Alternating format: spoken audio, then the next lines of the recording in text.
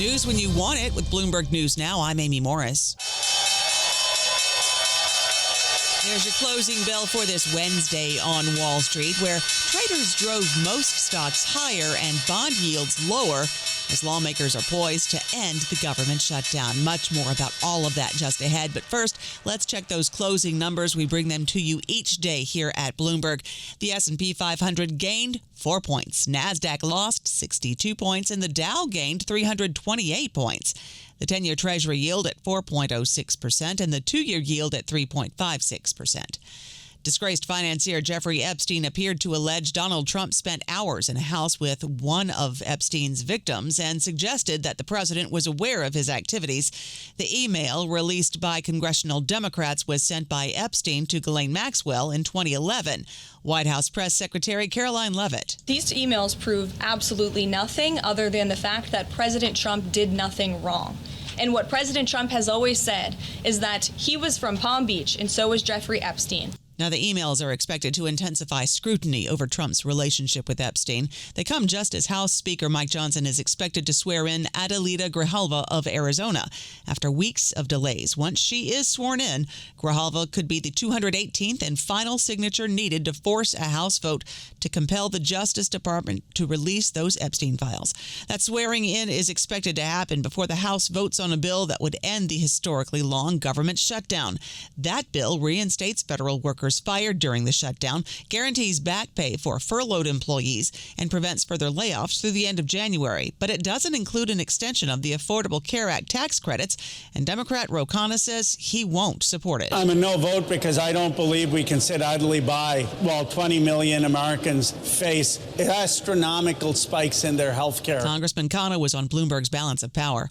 Backlogs and delays are likely across the federal government as it reopens, including benefits for 42 million low-income Americans enrolled in the SNAP program. It could also take days for air travel to get back to normal. Transportation Secretary Sean Duffy says the FAA will not start lifting those flight reductions for at least a week until after the shutdown ends. Delta Airlines CEO Ed Bastian says they would hope those flight schedules could get back to normal within days, but he says the cuts created frustration for him and problems for Delta's bottom line. One of the frustrating things to me is that heading into this period when they decided on Thursday to start canceling flights, we had tremendous momentum. We're going really strong, and then you get into this situation. All those travelers say, well, maybe I'll wait and see what's going to happen here. Delta Airlines CEO Ed Bastian spoke with Bloomberg's Lisa Abramowitz on the floor of the U.S. Stock Exchange. Reports on unemployment and the Consumer Price Index for October are also not likely to be released because of the shutdown. Atlanta Fed President Raphael Bostic says he plans to retire at the end of his current term in February. I kind of decided that if I was going to give a speech, I might as well just be on all day long. I announced today that I decided to retire at the end of my term in February. Bostic says inflation remains the greater risk to the economy, and he favors keeping rates steady. Fed Governor Stephen Miron, speaking on a panel at Cambridge University, says Fed policy is still too restrictive. I view elevated measured inflation as largely being an artifact of the statistical measurement process. And to keep policy so tight in response to an artifact of the statistical measurement process, rather than any actual supply-demand imbalances in the economy, will then create the labor market weakness that we were tasked with avoiding. National Economic Council Director Kevin Hassett says the Fed seems more likely to cut rates by 25 basis points at their next meeting. I think they're not likely to do 50. More likely to do 25? I think that's probably what I'm reading. The tea leaves that they're showing us. Would that satisfy the president, you think? I think that the president thinks rates could be a lot lower, and I agree with him on that. Hassett spoke with Bloomberg host and Carlyle co-founder David Rubenstein at the Economic Club of Washington.